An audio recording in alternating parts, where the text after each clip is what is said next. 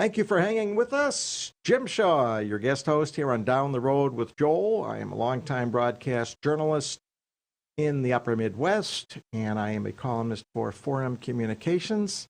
Our next guest is from West Fargo. Her name is Vicki Schmidt, longtime social activist, and I asked her to come on the show because she has written a fantastic new book. I'm going to hold it up here. It's called Grace Gallops, and Vicki's going to tell you what it's all about and where you can find it and how in the world she came to writing this thing, because it is obviously took an enormous amount of time. But Vicki has a lot to say about all sorts of issues dealing with social justice as well. So, Vicki, welcome. So good to see you. So nice to have you with us. Thank you. It's great to be here. Before we talk about the book, why don't you tell the viewers a little bit about yourself and your background? Yeah, well, I'm a born and raised Fargo person. Was born in the Florence Crittenden Home for Unwed Mothers, right on University. Now it's Fraser Hall. And so I got my start right here near the studio, actually. And lived away for 21 years with my husband in Chicago and Bemidji, and then came back to West Fargo in about 1990. So my life, my upbringing, my morals, it all started here. And so I'm happy to be back and living in this part of the country again. Excellent. Tell us about your book. Grace Gallops. Well, through the years, I've collected a lot of stories. You know, our field of vision is expanded by our experiences, and I've been privileged to have a lot of different experiences around the world. So the book shares some of those really powerful learnings that I've had in my life, the ways that I've encountered people in relationships, through many different ways, through refugees, foster kids, visiting countries that have a history of war and difficult people who are marginalized. So I write about a lot of that, and it's really a spiritual memoir in many ways, because the Grace Gallops talks about how God's grace has been leading me in my life. But I feel like all the major religions have similar kinds of responses to the world. So it's meant to be more of an ecumenical look at how God works in our lives. Why did you write this book? I mean, I'm assuming you were just sitting around and thinking, I've got a lot to say. Now I've got to get it all on paper. But what motivated you to write this book? Well, people encouraged me to, because they had heard me tell stories of various experiences I've had around the world, and with foster kids and refugees and travel and music and art and all sort of parts of my life. But for a long time, I've thought I wanted to pass these stories along to my grandchildren and even my children who haven't heard a lot of the stories that I've written about, because you don't think to tell your kids everything about yourself when you're raising kids. I wanted to leave kind of a legacy of how I responded to the different experiences in my life, how they taught me, how different experiences changed the direction of my life, and how I responded to difficulty in my own life. I wanted to pass those along to my grandchildren. That's how it started. But as people shared with me their response to those stories, they felt I should make it a broader sort of a tale of my life, and that other people could perhaps be inspired to follow some of those kinds of ways that I've been led. It was a mixed deal, and the pandemic gave me a lot of time to pull a lot of the stories together, and it does take time, that's for sure. But it's been a rewarding experience for me, because a lot of people who have read it have their own stories stirred up, and they start sharing them with me. So it's become more of a two-way event. Mm-hmm. People sharing their stories that have caused them to reconsider what they might have meant in their lives. When did you start writing this book, and how long did it take you? Because I think it's 339 or so pages. That's a lot of effort. Must have taken you quite a while to put this all together. Well, I tell people I've been writing it my whole life, because it is my life story. And through the years, I've journaled or I've blogged a lot of stories that have been important to me that I did not want to forget. So the intensity Yes. of it began probably 4 or 5 years ago when I was more focused on pulling the fragments of my life together into some kind of a narrative, so I would say the last 5 years I've spent more time on it. The last 2 years, much more intense time. All right, before I forget, we need to get out the important facts for people who might be interested in the book, and maybe if we have time, we'll recap that again. Tell the viewers where they can find this great book, Grace Gallops. How can they buy a copy? Well, Amazon.com is the easy way. There are bookstores that sell it. Ferguson Books in West Fargo, Grand Forks, and Bismarck are selling it. Red River Coffee in South Fargo, and Melberg Book and Gift in Moorhead. So locally, there's a lot of options to purchase it. All right. Any places outside of the Fargo-Moorhead area? Any bookstores? Well, Bismarck, Ferguson's in Bismarck and Grand Forks. Okay. Yeah. Speaking of which, you have a book signing coming up, I believe, in central North Dakota. Can you talk about that?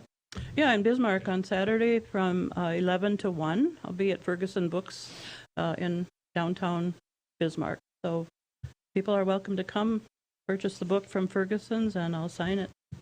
And you've had other book signings that have gone well, I understand. Is that correct? Yeah, Ferguson has been really good. West Fargo was a really good site because I know a lot of people in West Fargo. I lived there so many years. Grand Forks as well. Red River Coffee was kind of a wine and cheese get together, and it was discussing the book with people and having them share stories back with me. Melberg in Moorhead, a great place too. They really value local authors, as do Ferguson's. In this book, and even outside the book, you for many years have had a real passion for social justice, for helping people in need, for helping refugees. Where does that come from? Well, basically in my life, because it's a spiritual memoir in many ways, it comes from my understanding of the gospel, the teaching of Jesus, but also teachings of other religions like Buddhist teaching and other communities of faith that have led me.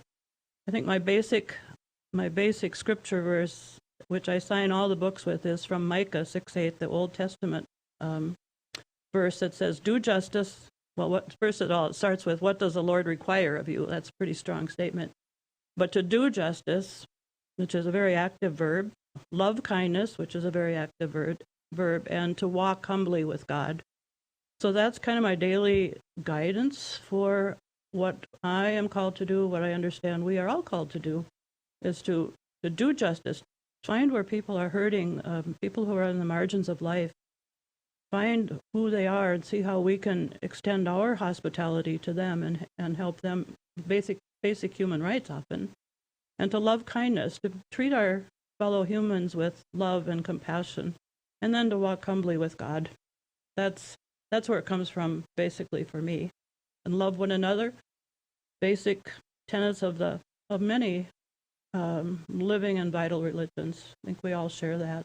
You based a lot of this book on your personal experiences. You're someone who really tries to help those in need. You have been to the border with Mexico, you've been to Vietnam, you've been to South Africa. Can you talk about some of your memorable trips that you have experienced in your life, what you saw, what you witnessed, how you felt about it, and how it has influenced you to this day? Well, what a topic. Yeah, well, that's why we're here. I know, and it's really true that those places you just mentioned are certainly highlights. Being in South Africa when I was 23 years old, or under that, this actually. Is when apartheid was still Apartheid happening. was ravishing people's lives. And the people that I visited there, I had met in this country, but they were non-white.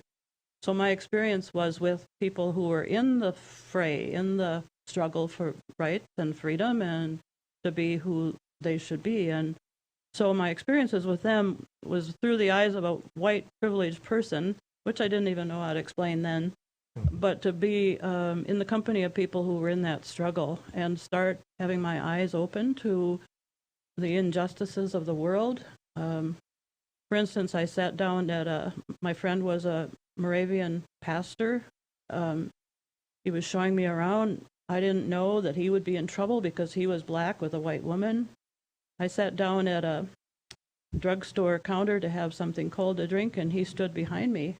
And I said, well, there's a chair right here. Why are you standing? He said, I can't sit. I'm black. So I, in my indignant way, got up and said, well, then I'm not going to sit either. And he gently pushed my shoulders down back into the chair and said, you have to sit. You're white. I cannot sit next to you. Those kind of experiences made my eyeballs pop because I had no idea.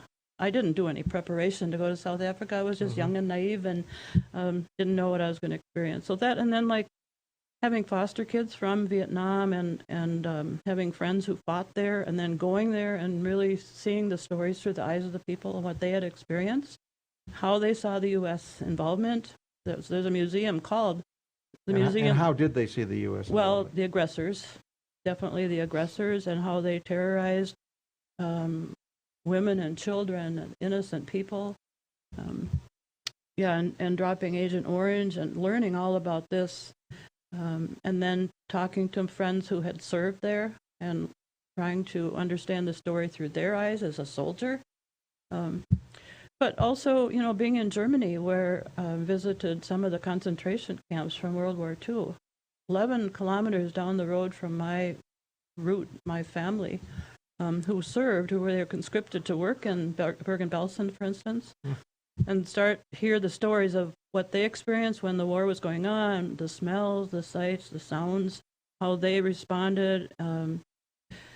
Wow, just so many. Being in Cambodia, where Pol Pot was responsible for the murder of millions of people, and walking in the area where the killing fields are called, walking in the area and seeing the skulls of people still emerging through the ground and walking around them, and seeing the bits of clothing and the tower with thousands of skeletons, heads in plain view. To imagine what life was like in that time, it gave me a really strong perspective of what war does to people, what it does to devastate, to cause trauma and fear, and to learn that it's all about power, often in the hands of one person. I know, and we're seeing that now, and we want to get to that in a minute. But I do want to ask you, how many times have you been to the Mexican border? I don't know. But I started going in the 80s, and so I've seen a lot of changes there, leading different groups there to study our immigration program and to meet the people in detention centers.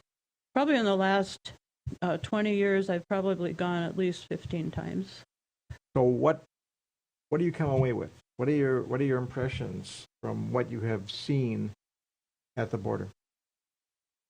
Well, I've seen people in tent cities who have struggled to leave their country because of gang violence, because of war. Like, I've spent a lot of time in El Salvador and Nicaragua and Guatemala, for instance, where there have been very, very terrible civil wars. Years in El Salvador, 36 years of war, and many, many people slaughtered, really just slaughtered. And those are the people who are still trying to move north to get free from that kind of history, from the trauma. Many of them send their kids north because they don't want their children to experience the same kind of things that they did. I see a lot of children, I see a lot of moms, I've seen a lot of unaccompanied minors who just, their parents sent them, or they've said things like, my parents would never have let me go, so I just left because I needed to get out of there. And they knew I did, but they didn't want to lose me. So I've been in detention centers where people are being held for sometimes 2-3 years without even having a hearing. So I've seen a lot of misery. I've wiped a lot of tears. I've soaked up my shirt with tears from people in the detention centers who just cry on my shoulder and say, I don't know where my children are, for instance. Oh, heartbreaking. So, inhumane. What do you think when you hear some politicians say, well, these people are just coming here to sell drugs or commit crimes? There's a small percentage, less than 1%, I'm told, that are in that category. Most of the people are seeking a life like we have, free from fear, free from gangs, needing health care, needing education, wanting to work hard. That's who I see. And I know there are those, but some of the people who deal drugs are kids who are trying to make some money to send home. So it's not just a simple layer of, I'm here to sell drugs. Sometimes it means survival for their family back in El Salvador or Guatemala or Mexico. They can't just look at the top layer. There's always many more layers to consider. As someone who has seen and dealt with the refugee crisis in many situations around the globe, now we have another one emerging in Ukraine, like 2.5 million and counting of poor Ukrainians who have had to flee their country. What is your reaction to the Russian invasion of Ukraine and the effect it had on innocent people? I have so many thoughts that tumble around in my brain about so many aspects of the war, and of course the heartbreak I see, and I know because of the stories of other people who've gone through similar evacuations from their countries. It's a shameful act violating human rights again. It's about power and greed and money, and so that's the heartbreaking part. I think a lot about the people who are evacuating. I think about what they've left in the last 2.5, 3 weeks. I mean, some things were normal, and then they're not, and people run for their lives, grabbing what they can. Think about the trauma of the children, the PTSD that people are going to experience, the anxieties, going to bed at night, maybe in a subway station or in the basement of their apartment, hoping that it's not bombed and falls in on all of them. So I think about all that. I also think about the soldiers. I think about the Ukrainian soldiers or both? Both. Okay. I think about the ones that are fighting hard to defend Ukraine. Their resilience, their passion to save their country is just very inspiring. I think about the Russian soldiers who, many of them don't know what they're doing, why they're even doing it. Some of them have just turned themselves in and said, I don't know why I'm here. I don't want to kill you. So I think about the long-term effects of that. I know a number of Vietnam soldiers who are still struggling with PTSD from having killed people. So it's not going to be an easy life for any of them, Ukraine or other, Russian. It's just an impact that goes so deep and changes everybody. So these are not, I feel this because I've talked to like Kurdish people who cross through the mountains of Turkey to leave, and they talk about losing their shoes, just a simple thing, but then having to walk in the stony mountains in the cold and the snow, trying to find shelter from storms, and burying family members along the side of the road that they'll never know where the graves are. They talk about that. It's important. So there's so many levels to this war, and it all comes up to my mind because of people I've visited with who have gone through this. Vicki, we're out of time. Before we go, tell everybody again where they can find your book, and tell everybody where they can go for your next book signing. Okay, the next book signing is in Bismarck on Saturday morning from 11 to 1. Ferguson Books in Bismarck, Grand Forks, and West Fargo are selling it. It's on sale at Red River Coffee in South Fargo, about 52nd Avenue South. It's also for sale at Melberg Gift and Bookstore in Moorhead. And then Amazon.com. You can get it there too. Or from me directly. Thanks so much for joining us